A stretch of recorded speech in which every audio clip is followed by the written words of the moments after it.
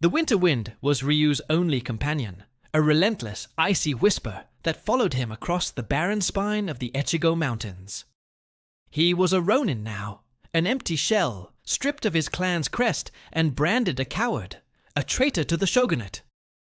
Ryu had earned his disgrace not by fleeing battle, but by refusing to commit an atrocity. He had refused to burn the rice village of Akitayama. That act of conscience cost him everything: his title, his honor, and the loyalty of his former commander, the ruthless Kazuo.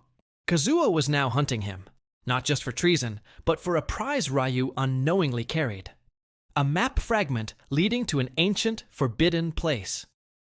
The map was drawn on the inside of his family's sewed, shoulder armor liner, detailing a path to the rumored secret shrine of the Mountain Kami. This shrine was said to hold the chained spirit of an Oni, a demon of immense power that the shogun intended to harness for ultimate dominion over the northern provinces. Ryu's journey was not for redemption, but for prevention. He had to reach the seal before the shogun's swords could shatter it. His legs ached with the miles, and his stomach was empty, but the weight of his katana, Kagazane, was a comforting familiarity. Kagazane meant shadow truth, and Ryu believed its cold steel still held a glimmer of his lost honor. He moved through forests of skeletal pines, the silence broken only by the crunch of frozen earth under his straw sandals. It was in one of these clearings that the first sign appeared, a blood-red torii gate standing impossibly straight on a rocky outcrop. The gate pulsed faintly, and the air around it was colder, unnaturally still, as if the forest itself held its breath. As Ryu passed beneath the torii, he felt a subtle shift in the world. The barrier between the physical and spiritual realms had thinned. He knew he was close to the yokai territory, the domain of ancient powers that cared nothing for human wars. That night, sheltering in a damp cave, he was awakened by a strange, musical clicking sound. A creature emerged from the cave wall, a small tengu, not the great warrior bird, but a mischievous, long-nosed spirit. The tengu spoke in a chattering tongue, but Ryu, versed in the old texts, understood the warning. The seal weakens. The Mountain King is hungry. It wasn't the Oni that was the danger yet, but the forces of nature bending to its impending release. The tengu pointed a slender finger eastward, deeper into the forbidden valley, and then dissolved into mist and the sound of dry leaves. The next day, the landscape changed dramatically. The snow was absent, replaced by strange, fungal growths and moss that glowed an unnatural blue. Ryu found tracks, not human, but the heavy, iron-shod boots of the shogun's elite guards. Kazuo was ahead of him. Kazuo was a man of absolute loyalty and zero mercy. To him, Ryu was a broken tool that needed disposal.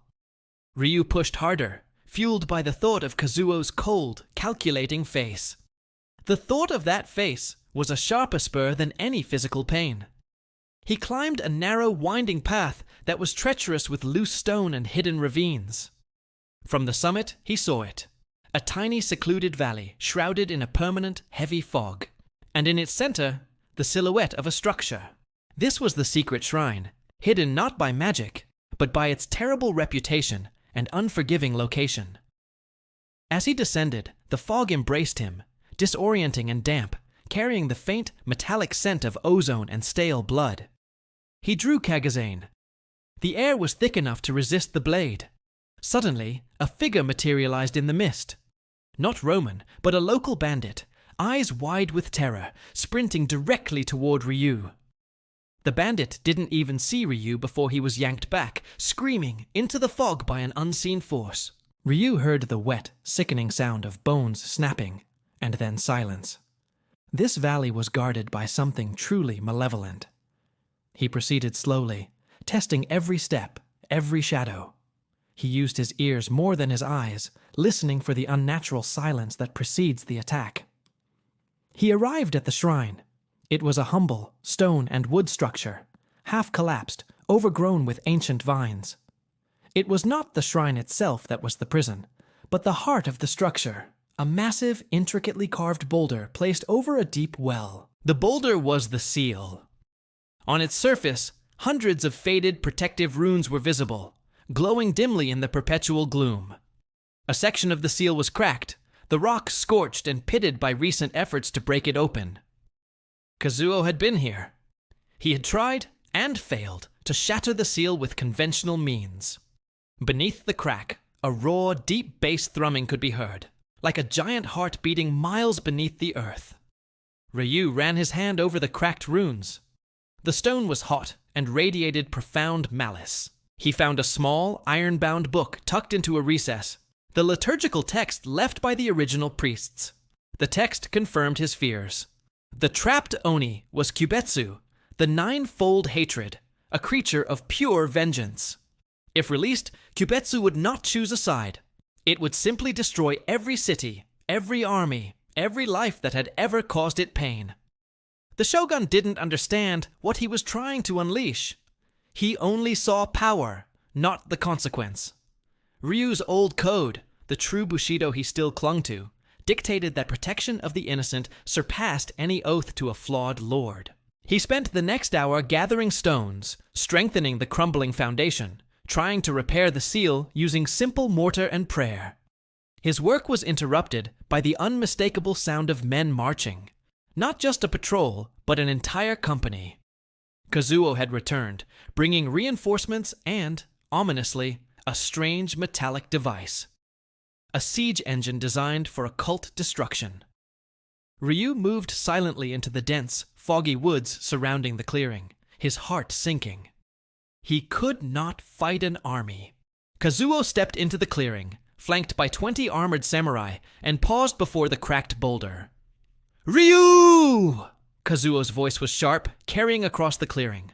"I knew your false honor would lead you here." Ryu stayed hidden. Kazuo knew his former colleague too well.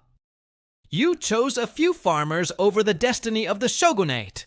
You chose ruin over glory." Kazuo spat on the ground. The siege engine was wheeled forward, a bronze cannon, etched with Buddhist curses, designed to focus raw spiritual energy. Ryu knew he had seconds.